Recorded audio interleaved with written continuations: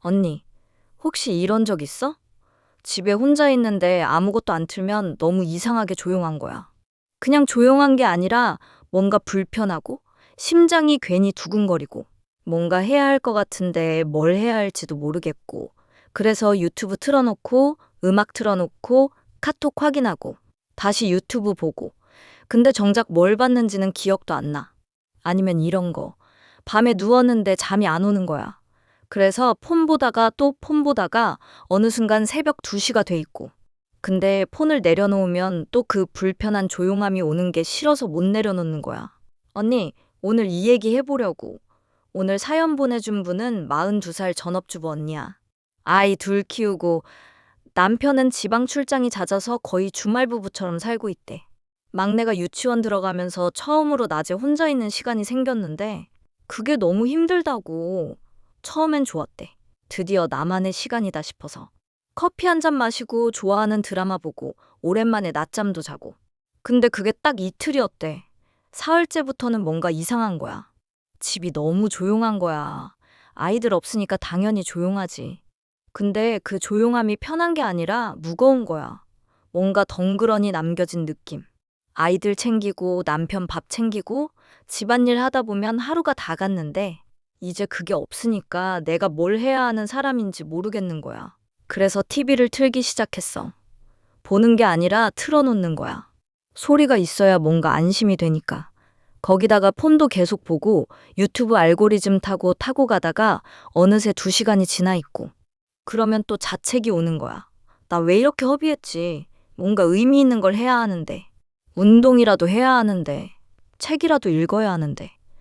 근데 그 의미 있는 걸 하려고 앉으면 또 집중이 안 되는 거야.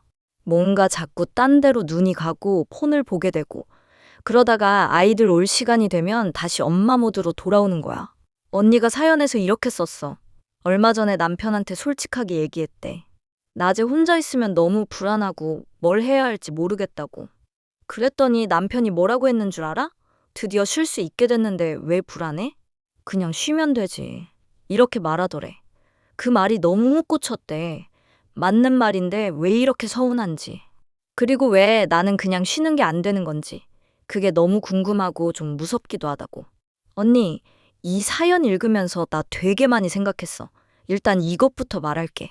언니, 이거 이상한 거 아니야? 진짜로. 이상한 게 아니라 되게 많은 사람들이 겪는 거고, 특히 오랫동안 누군가를 돌봐온 사람들한테 더 자주 오는 거야. 아이, 키우면서 10년 가까이 내 시간이 없었잖아. 그 시간 동안 언니의 신경계는 항상 뭔가에 반응하도록 맞춰져 있었던 거거든. 아이 울면 달려가고, 남편 밥 챙기고, 집안일 하고, 뭔가를 해야 하는 상태가 기본값이 된 거야. 근데 갑자기 그게 없어진 거잖아. 신경계 입장에서는 되게 낯선 상황인 거야. 위협은 아닌데 익숙한 것도 아닌 상태. 그러니까 뭔가 불편하고 뭔가 빠진 것 같고 뭔가 해야 할 것 같은 느낌이 드는 거야. 이게 의지 문제가 아니야. 게으른 것도 아니고 뭔가 잘못된 것도 아니야. 근데 있잖아. 나 여기서 좀 솔직하게 얘기할게. 이게 신경계 탓이기도 하지만 동시에 언니가 한 번쯤 직면해야 할 것도 있어.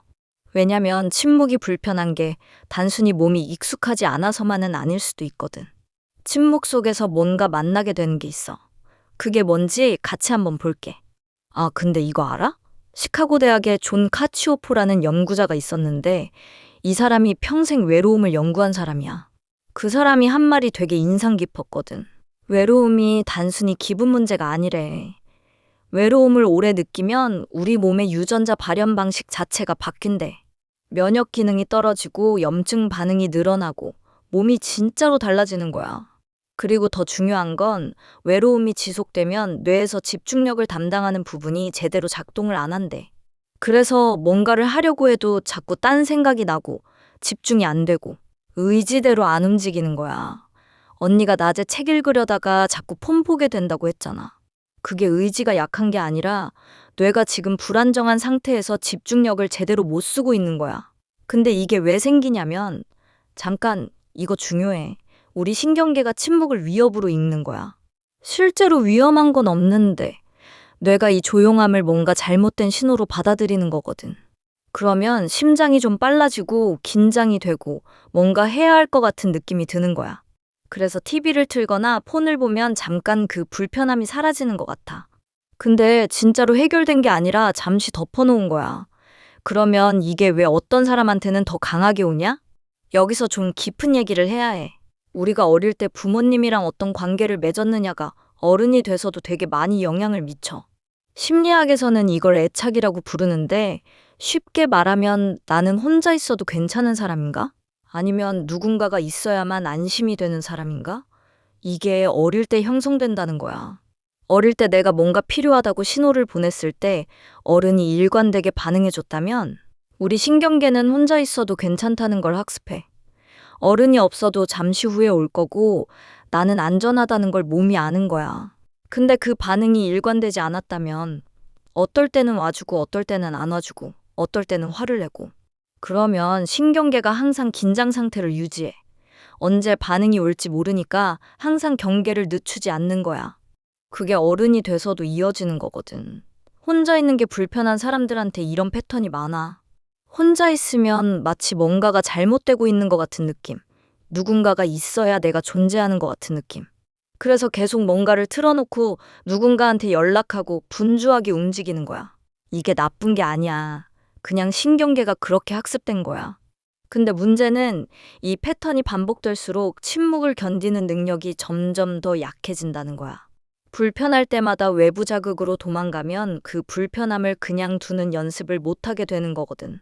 그러면 나중엔 1분도 조용히 있기가 힘들어지는 거야. 그렇지 않아? 근데 있잖아. 나 이 얘기하면서 옛날에 읽었던 말이 생각났어. 도교에서 나온 말인데 도를 도라고 말할 수 있으면 그건 진짜 도가 아니다. 이런 말이 있어. 처음 들으면 무슨 소리야 싶지. 근데 이게 나한테는 이렇게 읽혔어. 진짜 중요한 것들은 말로 설명이 안 돼. 조용한 데 있어야 만날 수 있어. 장자라는 철학자가 이런 얘기를 했거든. 세상의 온갖 구분과 판단에서 벗어나서 그냥 고요하게 있을 때, 거기서 진짜 자기를 만날 수 있다고. 침묵이 결핍이 아니라 가능성이라는 거야. 나도 처음에 이 말 들었을 때 좀 거부감이 있었어. 아, 그거 수행자들 얘기 아니야? 나는 현실에 사는 사람인데. 근데 한 번 더 생각해보니까 이게 되게 맞는 말이더라고. 우리가 침묵을 못 견디는 이유 중에 하나가 침묵 속에서 만나게 되는 나 자신이 불편하기 때문이야. 뭔가를 계속 틀어놓으면 그 불편한 나를 안 만나도 되거든. 근데 그걸 계속 피하면 나는 나를 영원히 모르는 채로 살게 되는 거야. 이게 독일 철학자 하이데거가 한 말이랑도 연결돼. 이 사람이 인간은 자기 존재의 무게가 불편해서 계속 일상의 분주함 속으로 도망친다고 했어. 뭔가를 하고 누군가를 만나고 뭔가를 소비하면서 진짜 나를 마주하는 걸 피한다는 거야. 그게 나쁜 게 아니야. 인간이 다 그래. 근데 그 도망이 습관이 되면 나는 점점 나한테서 멀어지는 거야. 잠깐, 혹시 언니도 이런 경험 있어? 편의점 야간 알바하는 22살 언니. 손님 없는 새벽 2시에 혼자 카운터 지키고 있으면 에어팟 없이는 못 버티겠다는 거야. 음악 없이 그 조용함을 그냥 두면 뭔가 모를 불안감이 올라온대. 그래서 항상 뭔가를 들어야 해. 아니면 이런 언니도 있어. 38살 이혼 후 혼자 사는 언니. 아이는 전 남편이 키우고 처음으로 진짜 혼자가 됐어. 근데 집에 오면 너무 조용한 거야. 그래서 집에 들어오자마자 TV부터 켜. 자면서도 TV 틀어놔. 소리가 없으면 잠을 못 자겠대. 또 이런 경우도 있어. 고시 준비하는 26살 언니. 독서실에서 공부해야 하는데 이어폰 없이는 집중이 안 된대. 로파이 음악 틀어놓고 공부하는데 어느 날 이어폰이 방전됐어. 그 조용함이 너무 불편해서 집중을 못하고 계속 핸드폰만 봤대. 또 있어. 46살 남편 간병하는 언니. 남편이 입원해 있는 동안 집에 혼자 있는 시간이 생겼는데 그게 너무 이상하게 불편한 거야. 쉬어야 하는데 쉬어지지가 않고 뭔가를 계속 해야 할 것 같고 그 조용함 속에 있으면 눈물이 나올 것 같아서 계속 뭔가를 틀어놓는데 이거 다 같은 거야. 상황은 다 다른데 침묵 속에서 뭔가를 만나는 게 두려운 거야. 그 뭔가가 뭔지는 사람마다 달라. 외로움일 수도 있고 공허함일 수도 있고 내가 누구인지 모르겠다는 막막함일 수도 있고. 그래서 언니, 이제 진짜 솔직한 얘기를 해볼게. 침묵이 불편한 게 신경계 탓이기도 하고 어릴 때 환경 탓이기도 해. 근데 동시에 이게 언니가 한 번쯤 마주해야 할 질문을 피하고 있는 신호이기도 해. 그 질문이 뭐냐면, 언니, 나는 나 혼자 있을 때 어떤 사람이야?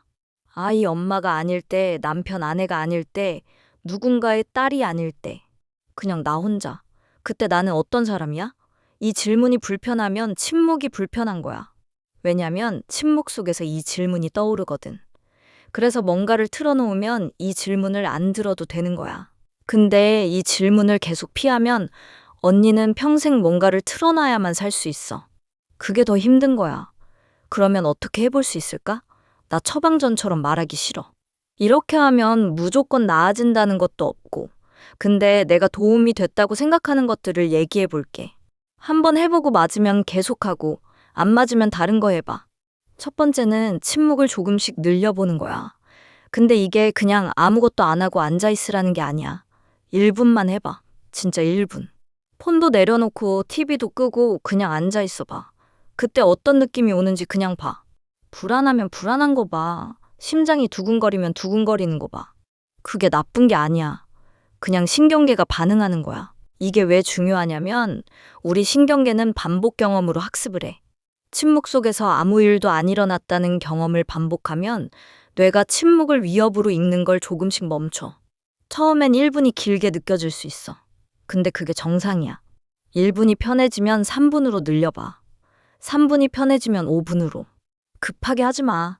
신경계는 급하게 바뀌지 않아. 두 번째는 그 침묵 속에서 뭔가 떠오르는 생각들을 그냥 써봐. 일기라고 생각하지 말고 그냥 지금 이 순간 머릿속에 있는 거 아무거나 써봐. 나 지금 좀 불안해. 왜 불안한지 모르겠어. 뭔가 해야 할 것 같은데 뭘 해야 할지 모르겠어. 이런 것들. 이게 왜 도움이 되냐면 생각을 밖으로 꺼내놓으면 그게 나를 덜 지배해. 머릿속에 있을 때는 막연하게 무겁고 불안한데 종이에 써놓으면 아, 이게 이런 거였구나 하고 좀 거리가 생겨. 그 거리가 생기는 게 중요해. 세 번째는 그리고 이게 제일 중요한 건데. 언니, 침묵 속에서 뭔가를 만나는 게 두렵다면 그게 뭔지 한 번쯤 직면해봐. 나 혼자일 때 어떤 사람이야?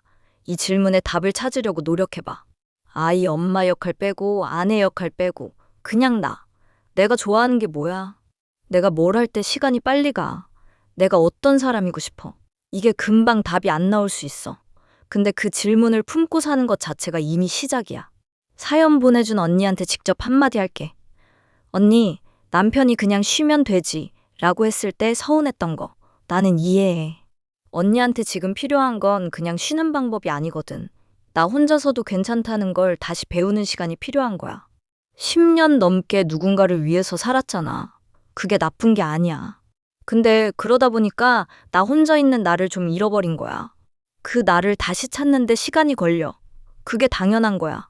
그 조용한 낮 시간이 사실은 그 나를 다시 만날 수 있는 시간이야. 처음엔 불편하고 낯설겠지만 그 불편함을 피하지 말고 조금씩 들여다봐. 언니가 어떤 사람인지, 언니가 뭘 좋아하는지, 그게 거기 있어. 오늘 이야기 한 줄로 정리하면 침묵이 불편한 건 신경계가 보내는 신호야. 근데 그 신호가 가리키는 건 내가 나를 좀 만나야 한다는 거야. 뭔가를 계속 틀어놔야 안심이 되는 언니들. 오늘 딱 1분만 아무것도 안 틀어놔봐. 그리고 그 1분 동안 뭔 생각이 드는지 그냥 봐. 그게 시작이야. 영상이 도움이 됐으면 구독이랑 좋아요 눌러줘. 사연은 항상 열려 있어. 언니들 얘기 기다리고 있을게. 냥냥.